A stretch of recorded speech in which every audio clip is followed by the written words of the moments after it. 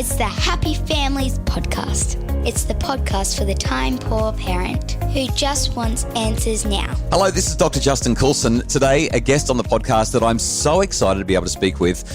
If I was to put together a list of favourite authors, favourite influencers, people who have done things that are talk-worthy, right at the top of the list would be a guy by the name of Daniel Pink. Dan Pink is the author of 5 New York Times bestsellers, including his latest book, The Power of Regret, How Looking Backward Moves Us Forward. He also wrote a book that almost everyone in the entire world has read, I'm sure, called Drive, and he had a book just come out in the last year or so as well called When. He's prolific. That's all I can say. He's had a TV show on National Geographic that's been seen in like 100 countries, writes for all of the big publications in the US and around the world, and has done a whole lot more stuff. And Dan joins me for a conversation about his brand new book, The Power of Regret, How Looking Backward Moves Us Forward. Dan, thanks for being on the Happy Families podcast. This is an absolute delight. I'm glad to be with you, Justin. Thanks for having me. So, Dan, I'm going to show you my phone just here for a sec. It's literally gone blank as I picked it up. Let me find it here. On the 24th of the 4th, 2021, I wrote this little note to myself that I wanted to write a book all about the power of regret. In fact, I've come up with the opener. I wrote, of all the words of tongue and pen, the saddest are what could have been. A little couplet. And I thought, let's write a book about regrets, the science of regret, examples of people's regret. Should we avoid regret or is it our best teacher? I thought there's something in this. I've got an idea. I reckon it could be a New York Times bestseller. And I regret taking so long to get onto it. But somehow I think that you did a better job than I would have done. You know, I wish you would have done it. It would have saved me a lot of grief of writing this book. So, Dan, so many people say that they don't have regret. You've touched on that in the book. Why do you think they're saying that they don't have any regrets? And you actually reject it outright. Why do you do that? Well, let's talk about the baseline first, is that everybody has regrets. What we know from 60 years of science in psychology, neuroscience, cognitive science, developmental psychology, is that regret is one of the most common emotions that human beings have. It's arguably the most common negative emotion that human beings have. If you don't have regrets, it means you're probably a 5-year-old or you have some brain disorder or you're a sociopath. But everybody has regrets. So why would people say that, right? When we know that everybody has regrets. And I think it's a really intriguing question, Justin. I think part of it is that people think that is courageous, that's a sign of courage. I don't have any regrets. I'm bold, I'm courageous, all right? I think that's one reason. I think another reason is that people are over-indexed on positivity. They think that the way to lead a good life is to have only positive emotions and no negative emotions. And I think another reason is that we don't know what to do with our regrets. So it's much easier to ignore them or bury them. It turns out that we have a half century of science saying that is a colossally bad idea. So what I'm trying to do in part in this book is normalize this emotion of regret because it's normal.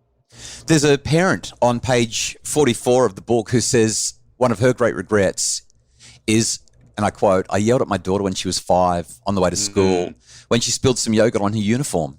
I really laid into her and I've regretted it ever since. She didn't deserve that. I upset her so much, and for what? A bit of a stain on her uniform? I will never stop regretting that moment. I've never yelled at her in that way again. So I learned from that mistake, but I wish I could take that moment back. Now, I read that and I thought 2 things. Number 1, I relate. But number 2, if that's the worst thing she's ever done, she must be a pretty good mum. It's an interesting thing about what people regret. Obviously, and I think that tells us something. Okay, so let's probe that just a little bit. Think about that mom, or think about any parent. All right, think about all the decisions that you make as a parent. Think about all the decisions you made as a parent yesterday, or last week, or last year. Think about all the actions you took as a parent yesterday, or last week, or last year. Most of them, I don't even remember. Okay, so if you have an action or a decision or something that happens to you, and not only do you remember it, which itself is amazing, but you remember it and it makes you feel bad, that's a very, very, very, very strong signal. And so my guess with this person, and what is it a signal of? It's a signal of, and this is the thing about regret. Regret clarifies what we value and instructs us on how to do better. Now, it sounds, I did not interview that person. That was an anonymous entry in among the regrets that I collected. But my guess is that that person has actually used that as instruction for the future. But I think the other thing about it is that it probably raised the question of what she values. And I think what she values is kindness, but not only toward her children, but toward other people. And so in that sense, this negative feeling is actually incredibly helpful, because in this case, it's a message to this parent saying, you know what, I actually value kindness more than I expect, and I've been falling down on that. I need to be kinder more broadly. Second, it's offering her instruction about how to deal with her kids. Now, what she could have said, no regrets. I yell at my kid, who cares? All right. That's not a good idea. That's not a good idea, because you don't learn anything from that. And so now I'll tell you what's also a bad idea. I yelled at my kid. Oh my God, I am the worst parent there ever was. I'm going to wallow in that regret. I'm going to ruin it. That's a bad idea too. What we want to do is we want to use those regrets as a signal, as information, as data, enlist them, draw lessons from them, and use those lessons to move forward. I want to talk about those lessons in just a sec, but first, a little bit of autobiography, if I can. My career is built on regret. Literally, early mistakes that I made as a father, I couldn't be more grateful for my regrets. Couldn't be more grateful for them. And in The Power of Regret, in your book, you talk a lot about how we can reframe regret. We can look at what that mum did and how she, instead of beating herself up, can say, this is a learning opportunity. How does this reframing work?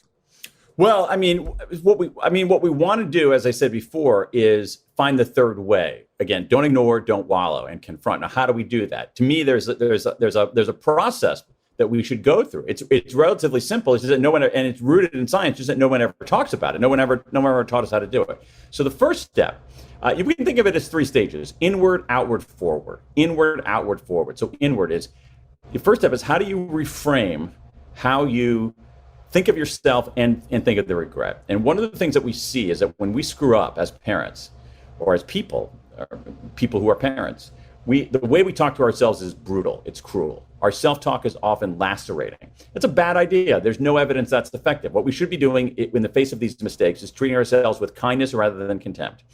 Recognizing that our mistakes are part of the human condition. That itself is really important. I've collected regrets from all over the world. Any regret that any parent out there has, I got it in my database.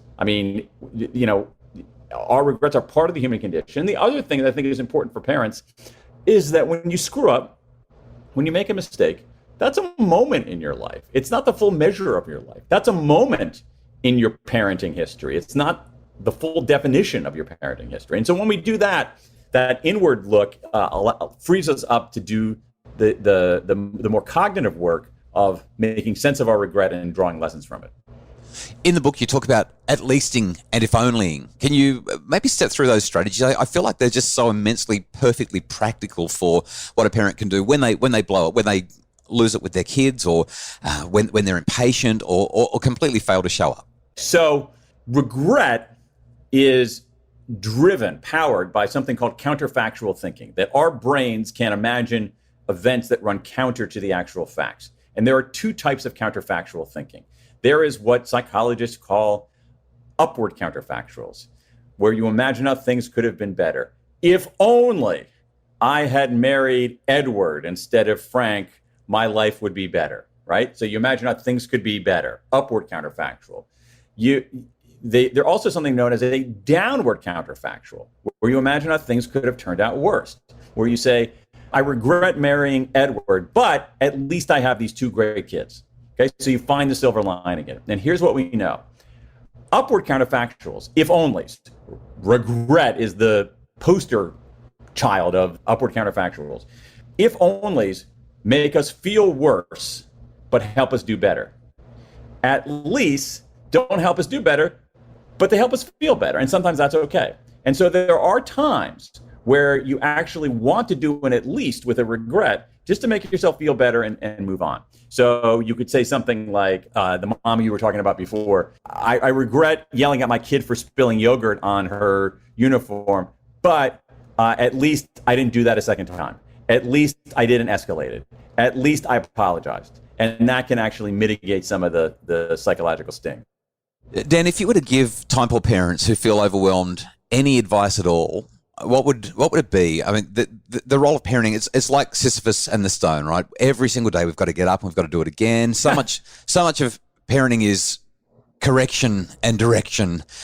there's so little time for connection, and we get it wrong because we're so busy intensifying our parenting efforts. When you think about all the things that you read in your regret survey, when you think about all the things that, like the real message of the power of regret, and you apply it to what it feels like to be a parent. I mean, you've got kids yourself. How do you take that and turn it into something that's really useful as parents are struggling with the everyday of parenting? There are a whole bunch of things, Justin, that people can do here. So let me offer a few sort of practical tips. One of them is that it's very important that we normalize this emotion of regret. One of the things that we see, especially with adolescents, and you know this, is especially here in the States, I think maybe less so, but still in Australia, is some serious mental health challenges among young people and teenagers around the world. And I think part of that is that we haven't equipped them well enough to deal with negative emotions. So when they feel a negative emotion, because we haven't equipped them, they look around and say, oh my God, it's like, I'm feeling bad right now. I'm feeling crappy right now. But everybody else is so perfect. Wow, there must be something wrong with me. And so what we should do, so here's one parenting tip, and I think it's extremely useful, is this. Talk to your kids about a regret that you have. Tell your kids about a regret that you have, but don't stop there. Tell them what you learned from it, and tell them what you're going to do about it. And I think that will trigger, especially for teenagers, a very, very powerful and enlightening conversation. So that's one thing I think that parents can do. Another thing that parents can do is think about, as they anticipate their regrets. We know from, I did a massive collection of regrets from around the world and found that around the world, people seem to have the same 4 core regrets. So as you anticipate your regrets as a parent, I would really steer them around doing good enough on most things, but actually making sure you avoid these 4 core regrets. One of them is, the regret about not providing stability, huge parental regret, what I call a foundation regret. The regret about not taking a sensible risk, taking an adventure with your family, big regret that parents have. A regret about doing the wrong thing, as we saw with the mom who yelled at her kid, and also regrets about reaching out. So if you say, you know what, my kid and I, it's not going to matter whether we bought strawberry yogurt today or cherry yogurt today. It's not going to matter what ultimately, if I have a healthy lunch, what my kid is eating for lunch today. Like, there's so many decisions parents make, and most of them you won't remember. But there's some incredibly significant ones that matter a lot. So when you try to anticipate your regrets as a parent, anticipate regrets you might have about not providing stability, regrets you might have about not providing your family opportunities to learn and grow, regrets you might have about taking the low road or not doing the right thing, being immoral, and then regrets that you might have about not reaching out, but to your kids, but also to everybody else in life. Dan, I love this. You've actually inspired me. I've been having a conversation with my wife, Kylie, over the last couple of weeks. She wants to have more holidays. She wants to take more vacations, more time away with the family, because I'm the dad and I'm always worried about how much money we've got and whether we can afford this or we can afford that. I've been sort of digging my heels and saying, no, let's just have a staycation. We'll stay home. We'll just visit the beach nearby. It'll be fine. I can't believe I'm sharing this with you, but I regret the conversation I had with my wife the other day, and I feel like I need to go to her and say, I'm sorry, we do need to put ourselves into more debt so that we can have that holiday, because I think the kids aren't going to care about the size of the credit card debt as much as they're going to enjoy that opportunity to be away with the family and have that experience. Yeah. I mean, that's a tricky one. That's a tricky one because it's, in some ways, the particular situation that you're describing is sort of a balance between stability and boldness. I don't want to take that lightly. What you do have, it's interesting. It's funny you say that, or it's interesting you say that. I just got an email from a reader. This reader is in the U.S. city of Kansas City. I mean, literally, not today, but yesterday, who said, my big regret is that, no joke about this, my big regret is that I didn't spend enough money when my family was younger. I was too nervous that we were going to go into the poorhouse if we did anything. And now I can't remember his age, but he was, in his 60s, and he actually tragically lost one of his kids. Now I would do anything to go back in time and do something, because I realized that now I have the money, but I don't have any memory. I don't have these memories. Just got a tax return, Dan. I can renovate the house, or I can go on a holiday. And I think that the kids are going to be much more grateful. I'm not going to tell you which one. Yeah, that's a tough one, because you're directly pairing those two things against each other. That said, one of the things that you see, it's funny, let's leave the world of science for a second and I can talk about my own experience. I remember when I have 3 kids, and they're now between the ages of 19 and 26 now. It keeps changing. Why do they do that? I know, it's amazing. Every year, it seems like it's a different number. One of the things that an old boss of mine told me when I first had kids was, pay attention. It's going to go really fast. And I'm like, all right, old man. And then I realized, like, God dang, he was right. I mean, and so is it going to matter all that much if you pay off your mortgage, this year or 2 years from now? But your kids are only going to be 9 and 11 once. So again, I don't want to take those kinds of situations that parents have lightly at all. But these are worthy things to think about. And I think more broadly is that if you make these kinds of decisions and it's a mistake, talk to your kids about it. Here's the thing. I mean, you know this from your research and from your own lived experience. I think one thing that parents don't realize is that their kids listen to them way less than they think, and they watch them way more than they think. All right. That to me is like a central fact of parenthood. And so if you demonstrate these behaviors of normalizing regret, if you show, hey, I made this mistake when I was younger, it hurt, I didn't enjoy it, but I learned this lesson, and now I'm doing this instead, your kids, and you show them what you're doing, your kids are going to pay attention to that.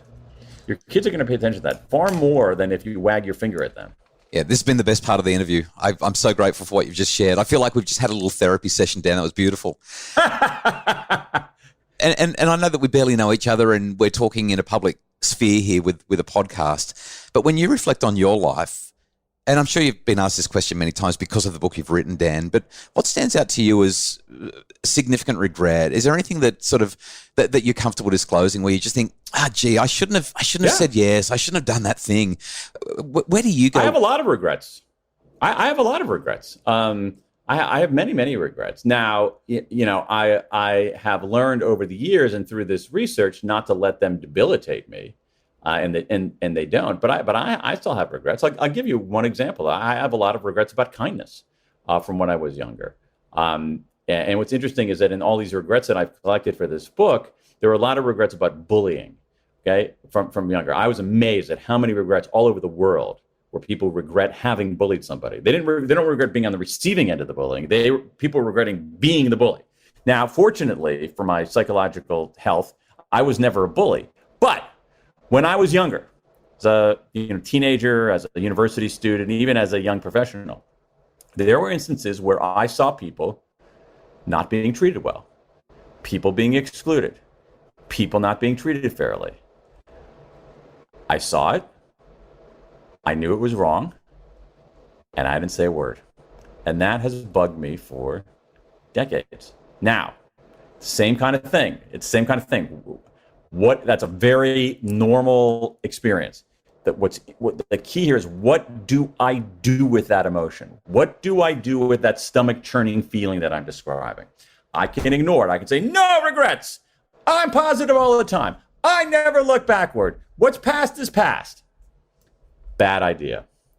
I can also say, oh my God, I am the worst, most wretched, vicious human being that has ever walked the face of earth. I am terrible. That's a bad idea too. What I should be doing is saying, wow, I feel crappy. This makes me feel bad. That's a signal. What's it telling me? And in similar to the case with the yogurt mom, what it's telling me and it's helped me is like, I actually value kindness more than I might consciously realize. And it also instructs me to be more inclusive, to stand up when someone's being mistreated, to bring people in. And I've really tried that. Now, had I not reckoned with that, I don't know if I would have done that. I either would have I would have increasingly felt worse, or I would have not learned that lesson.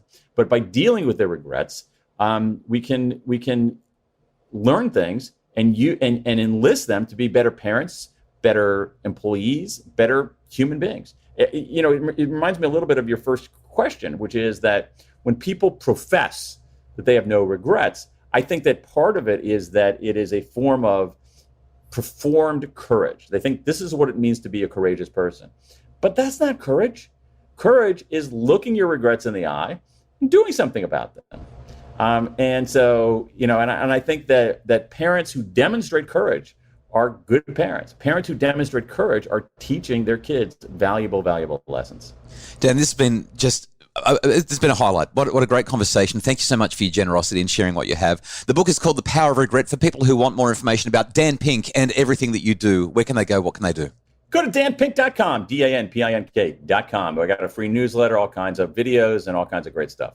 Yeah, I love it. I receive the newsletter as regularly as it comes out. I don't know how often it pops up in my inbox, but I love receiving it. Dan, thanks so much for being on the Happy Families podcast. It's been a real delight to be with you. A pleasure. Thanks for having me, Justin. That was Daniel Pink. You can find out all about Dan Pink by going to his website. We'll also link to that and his books in the show notes. Oh, man, I've got to say, just before we wrap up the podcast, I've interviewed a whole lot of people for this podcast in a whole range of different ways, but talking to Dan Pink is one of the highlights of my life and of the podcast. What an absolute superstar. So glad that he was able to join me on the podcast. A real thrill. Hope you enjoyed that as much as I did. All the details are in the show notes, as I've mentioned already. I'm sort of gushing, aren't I? The Happy Families podcast is produced by Justin Rulon from Bridge Media. Craig Bruce is our executive producer. If you'd like more information about making your family happier, please visit us at happyfamilies.com.au.